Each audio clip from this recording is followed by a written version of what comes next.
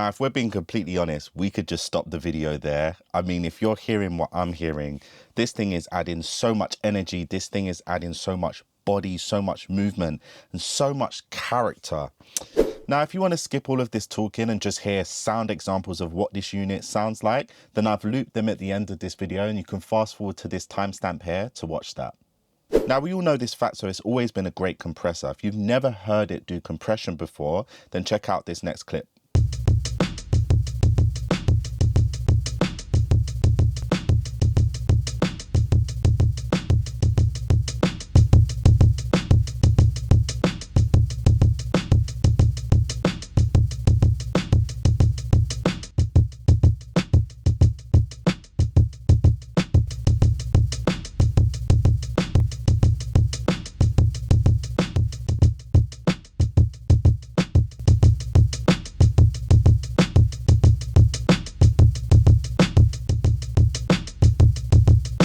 So it's a great compressor. It's also a great saturator. But the thing that really struck me with this unit was the soft clipping. Now, there's a lot of videos about this unit on YouTube, and there's a lot of things showing how it can emulate tape and how it can make things sound warmer and how it can make things sound a little bit fuller, thicker. But I don't really hear many people talking about the soft clipper. And for me, that's what really made this unit a game changer, because all of a sudden I have something that can do three things extremely well. Firstly, it can compress. Secondly, it can de-ess, and then thirdly, it can soft clip. And for my drums, this has made it an absolute game changer, because the kind of volume and power and dynamics and energy I can get out of things now is actually taken my production to a whole new level. So I'm going to show you some examples of what it sounds like as a clipper.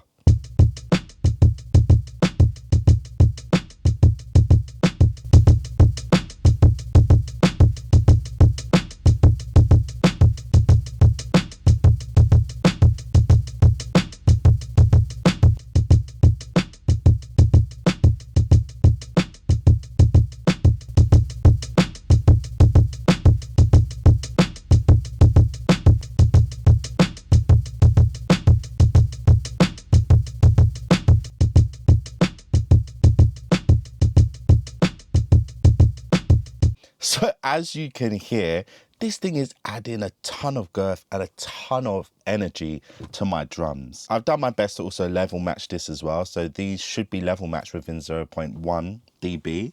But as we can all hear, this thing is adding character on top of perceived loudness. And also, if you pay attention to how the transformer changes the sound, it softens it and rounds it off in terms of its transient punch and its dynamics, but it also maintains that low end and that girth and that body that we absolutely love from this Fatso as well.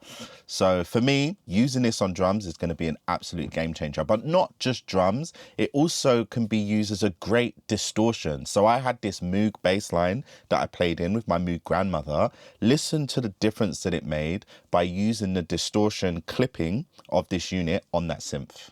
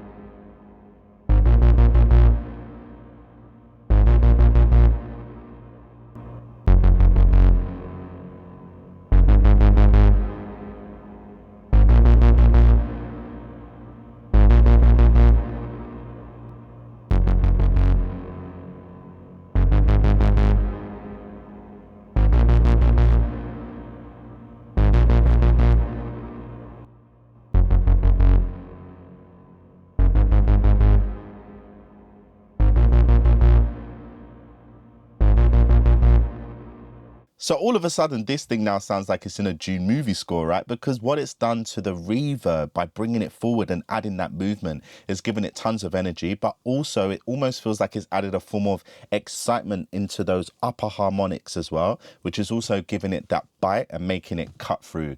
So this thing for me has been an absolute game changer. So just some final thoughts. As you can see in the video, there's actually an 1176 compressor, the 17 in there. And there's also the Rupert Neve 542s that I had, which was a stereo pair.